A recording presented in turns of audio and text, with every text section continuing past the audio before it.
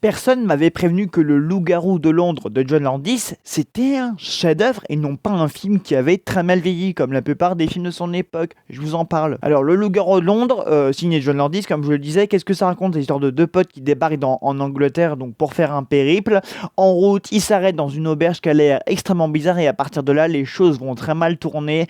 L'un d'eux va se faire attaquer par un loup-garou, l'autre va se faire blesser, il va se retrouver à l'hôpital et son pote va le prévenir que dans 2 jours ça va devenir un loup-garou. Donc vu hier soir sur grand écran et en fait je m'attendais pas à ce que ça me plaise autant. Voilà, donc c'est un film en fait qui trouve le juste équilibre entre le côté horrifique, le côté loup-garou. Il y a des gens qui se font déchiqueter par le loup-garou, donc interprété par cet acteur-ci, et le côté burlesque des choses. Voilà, parce qu'en fait donc David reçoit donc la visite donc de son ami mort tué par le loup-garou, donc qui vient donc qui intervient régulièrement dans le film pour lui dire mec attention tu vas devenir un monstre, prépare-toi à ça. Et en fait le film alterne entre plein d'émotions et d'atmosphères différentes, donc le côté horrifique, le côté humour, le côté amour, parce qu'en fait donc il y a une histoire d'amour qui va se dessiner entre lui et l'infirmière donc qui va le soigner.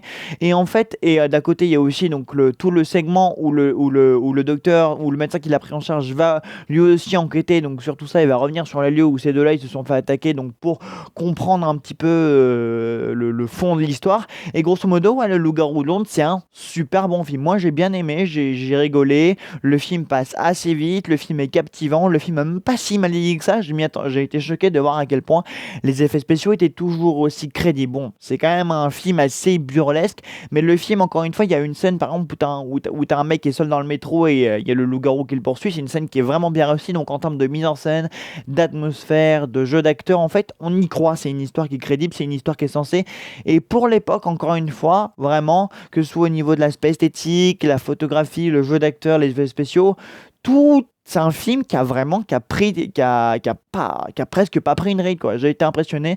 Donc ouais, Le Loup-garou de Londres, bah, je vous le dis tout de suite, c'est un chef-d'œuvre et je pense qu'on devrait beaucoup plus découvrir des films de monstres comme ça. Et je vais même aller plus loin. Par exemple, vous voyez, il y a les films de Robert Eggers, là, genre Nosferatu.